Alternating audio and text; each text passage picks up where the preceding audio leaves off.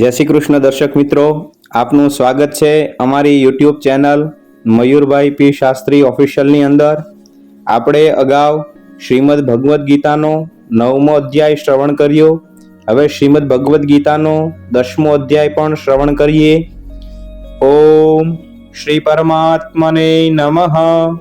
શ્રીમદ ભગવદ્ ગીતા 10મ અધ્યાય વિભૂતિ યોગ. શ્રી ભગવાન ઉવાચ.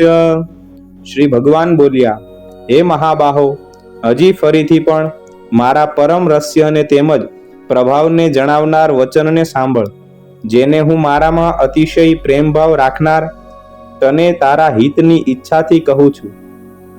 મારી ઉત્પત્તિને એટલે કે અવતાર ધારણ કરવાની અલૌકિક લીલાને નથી દેવતાઓ જાણતા કે નથી તો મહર્ષિઓ જાણતા, કેમ કે હું સર્વ રીતે દેવતાઓનું અને મહર્ષિઓનું પણ આદિ કારણ છું. જે મને અજન્મા એટલે કે વાસ્તવમાં જન્મ વિનાનો અનાદિ અને સર્વ લોકોનો મહાન ઈશ્વર તત્વથી જાણે છે. બધા માણસોમાં એક જ્ઞાની માણસ સર્વ પાપોથી છૂટી જાય છે. નિશ્ચય કરવાની શક્તિ, યથાર્થ જ્ઞાન, અસમૂઢતા, ક્ષમા, સત્ય, ઇન્દ્રિયો વશમાં રાખવી, મનનો નિગ્રહ તેમજ સુખ દુઃખ, ઉત્પત્તિ પ્રલય અને ભય અભય તથા અહિંસા, સમતા, સંતોષ, તપ, દાન, કીર્તિ અને અપકીર્તિ, પ્રાણીઓના આવા વિવિધ પ્રકારના ભાવો મારાથી જ થાય છે. 7 મહર્ષિજનો, 4 એમની પણ પૂર્વે થયેલા સનક આદિ તથા સ્વયંભૂ આદિ 14 મનુઓ મારામાં ભાવ રાખનાર આ બધાય મારા સંકલ્પથી જન્મેલા છે, જેમની સંસારમાં આ સઘળી પ્રજા છે. જે માણસ મારી આ પરમ ઐશ્વર્ય સ્વરૂપ વિભૂતિને અને યોગ શક્તિને તત્વથી જાણે છે, એ નિશ્ચળ ભક્તિ યોગથી યુક્ત થઈ જાય છે. એમાં લેશ માત્ર પણ સંશય નથી. હું વાસુદેવ જ આખા જગતની ઉત્પત્તિનું કારણ છું અને મારાથી જ સમગ્ર જગત ચેષ્ટા કરે છે. આ પ્રમાણે સમજીને શ્રદ્ધા અને ભક્તિ રાખનાર બુદ્ધિમાન ભક્તો મુજ પરમેશ્વરને જ નિરંતર ભજે છે. નિરંતર મારામાં મન પરોવી રાખનારા અને મારામાં જ પ્રાણોને અર્પણ કરી રાખનારા ભક્તજનો મારી ભક્તિની ચર્ચા દ્વારા પરસ્પર મારા પ્રભાવને ઓળખાવતા તથા ગુણ અને પ્રભાવ સહિત મારું કથન કરતા જ નિત્ય નિરંતર સંતોષી રહે છે અને મુજ વાસુદેવમાં જ નિરંતર રમ્યા કરે છે. નિરંતર મારા ધ્યાન વગેરેમાં પરોવાયેલા અને પ્રેમથી ભજનારા એ ભક્તોને હું એવો તત્વજ્ઞાન રૂપી યોગ આપું છું, જેનાથી એ ભક્તો મને જ પામે છે. હે અર્જુન, એમના ઉપર અનુગ્રહ કરવા માટે એમના અંતઃકરણમાં રહેલો હું પોતે જ એમના અજ્ઞાનજનિત અંધકારને જળહળતા તત્વજ્ઞાન રૂપી દીપક દ્વારા નષ્ટ કરી દઉં છું. અર્જુન બોલ્યા, આપ પરમ બ્રહ્મ, પરમ ધામ અને પરમ પવિત્ર છો, કેમ કે આપને સમસ્ત ઋષિજનો સનાતન, દિવ્ય પુરુષ, દેવોના પણ આદિદેવ, અજન્મા અને સર્વવ્યાપી કહે છે.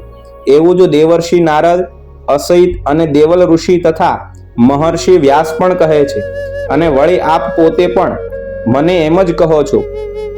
હે કેશવ, જે કંઈ પણ મને આપ કહી રહ્યા છો એ સઘળું હું સત્ય માનું છું. હે ભગવાન, આપના લીલામય સ્વરૂપને નથી તો દાનવો જાણતા કે નથી દેવતા પણ જાણતા. એ સઘળા ભૂતોના સર્જનહાર, એ સઘળા ભૂતોના ઈશ્વર, હે દેવોના દેવ, હે જગતના સ્વામી, હે પુરુષોત્તમ, આપ પોતે જ પોતાના વડે પોતાને જાણો છો. માટે આપ જ પોતાની દિવ્ય વિભૂતિઓને સંપૂર્ણપણે કહેવા સમર્થ છો, જે વિભૂતિઓ દ્વારા આપ આ સકળ લોકને વ્યાપીને રહેલા છો. હે યોગેશ્વર, હું કયા પ્રકારે નિરંતર ચિંતન કરતો આપને જાણી શકું. અને હે ભગવાન, આપ કયા કયા ભાવોમાં મારા વડે ચિંતન કરવા યોગ્ય છો. હે જનાર્દન, પોતાની યોગ શક્તિને અને વિભૂતિને હજી પણ વિસ્તારથી કહો, કેમ કે આપના અમૃત જેવા વચનોને સાંભળતા મને તૃપ્તિ થતી નથી. મારી સાંભળવાની ઉત્કંઠા હજી એ વધતી જાય છે. શ્રી ભગવાન બોલ્યા, હે કુરુશ્રેષ્ઠ, હવે હું જે મારી દિવ્ય વિભૂતિઓ છે એમને તારા માટે મુખ્ય રૂપે કહું છું, કેમ કે મારા વિસ્તારનો અંત નથી. હે નિંદ્રાને જીતનાર અર્જુન, હું સઘળા ભૂતોના હૃદયમાં રહેલો સૌનો આત્મા છું તથા સર્વ ભૂતોનો આદિ, મધ્ય અને અંત પણ હું જ છું. હું અદિતિના 12 પુત્રોમાં વિષ્ણુ અને જ્યોતિઓમાં અંશુમાલ સૂર્ય છું તથા 49 વાયુ દેવતાઓનું તેજ તેમજ નક્ષત્રોનો અધિપતિ ચંદ્રમા છું. હું વેદોમાં સામવેદ છું, દેવોમાં ઇન્દ્ર છું, ઇન્દ્રિયોમાં મન છું અને પ્રાણીઓની ચેતના એટલે કે જીવન શક્તિ છું. હું 11 રુદ્રોમાં શંકર છું, યક્ષ રાક્ષસોમાં ધનનો સ્વામી કુબેર છું. હું 8 વસુઓમાં અગ્નિ છું અને શિખરોવાળા પર્વતોમાં મેરુ પર્વત છું. પુરોહિતોમાં મુખ્ય બૃહસ્પતિ તું મને જાણ. હે પાર્થ, હું સેનાપતિઓમાં સ્કંદ અને જળાશયોમાં સમુદ્ર છું. હું મહર્ષિઓમાં ભૃગુ અને અર્થબોધક શબ્દોમાં એક અક્ષર એટલે કે ઓમકાર છું. સર્વ પ્રકારના યજ્ઞોમાં જપ યજ્ઞ અને સ્થાવરોમાં હિમાલય છું. સગળા વૃક્ષોમાં પીપળાનું વૃક્ષ, દેવર્ષિઓમાં નારદ મુનિ, ગંધર્વોમાં ચિત્રરથ અને સિદ્ધોમાં કપિલ મુનિ છે. અશ્વોમાં અમૃતની સાથે ઉદ્ભવેલો ઉચ્ચશ્રવા નામનો અશ્વ, ગજેન્દ્રોમાં ઐરાવત નામનો હાથી અને મનુષ્યોમાં રાજા તું મને જાણ. હું શસ્ત્રોમાં વજ્ર અને ગાયોમાં કામધેનુ છું. શાસ્ત્રોક્ત પ્રકારે સંતાનની ઉત્પત્તિનો જે હેતુ છે એ કામદેવ છું અને સર્પોમાં સર્પરાજ વાસુકી છું. હું નાગોમાં શેષનાગ અને જળચરોનો અધિપતિ વરુણ દેવતા છું.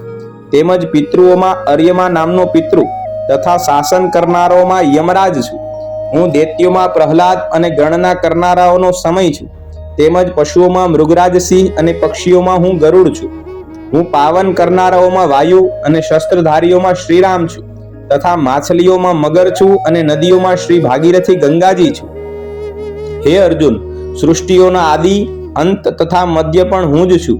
હું વિદ્યાઓમાં અધ્યાત્મ વિદ્યા એટલે કે બ્રહ્મ વિદ્યા અને પરસ્પર વાદ કરનારાનો નિત્ય નિર્ણયને માટે કરવામાં આવતો વાદ છું. હું અક્ષરોમાં આકાર છું અને સમાસોમાં દ્વંદ નામનો સમાસ છું. અક્ષયકાળ એટલે કે કાળનોય મહાકાળ તથા સર્વ તરફ મુખ ધરાવનાર વિરાટ સ્વરૂપે તથા અર્થાત સૌનું ધારણ પોષણ કરનાર પણ હું જ છું. હું સૌનો સંહાર કરનાર મૃત્યુ અને ઉત્પન્ન થનારાઓની ઉત્પત્તિનો હેતુ છું તથા સ્ત્રીઓમાં કીર્તિ, શ્રી, વાક, સ્મૃતિ, મેધા, ધૃતિ અને ક્ષમા છું તથા ગાઈ શકાય એવી શ્રુતિઓમાં હું બૃહત નામનો સામ તેમજ છંદોમાં ગાયત્રી છંદ છું તથા મહિનાઓમાં માક્ષર અને ઋતુઓમાં વસંત હું છું. છળનારાઓમાં જુગાર તથા પ્રભાવશાળીઓનો પ્રભાવ છું. હું જીતનારાઓનો વિજય છું, નિશ્ચય કરનારાઓનો નિશ્ચય અને સાત્વિક માણસોનો સાત્વિક ભાવ છું. વૃષ્ણિ વંશીઓમાં વાસુદેવ એટલે કે હું પોતે તારો સખા, પાંડવોમાં ધનંજય એટલે કે તું, મુનિઓમાં વેદવ્યાસ અને કવિઓમાં શુક્રાચાર્ય કવિ પણ હું જ છું. હું દમન કરનારાઓનો દંડ અર્થાત દમન કરનારી શક્તિ છું.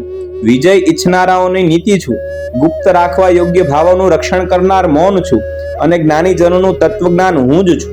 અને હે અર્જુન, જે સમસ્ત ભૂતોની ઉત્પત્તિ કારણ છે એ પણ હું જ છું. કેમ કે એવું ચર કે અચર કોઈ પણ પ્રાણી નથી કે જે મારા વિનાનું હોય.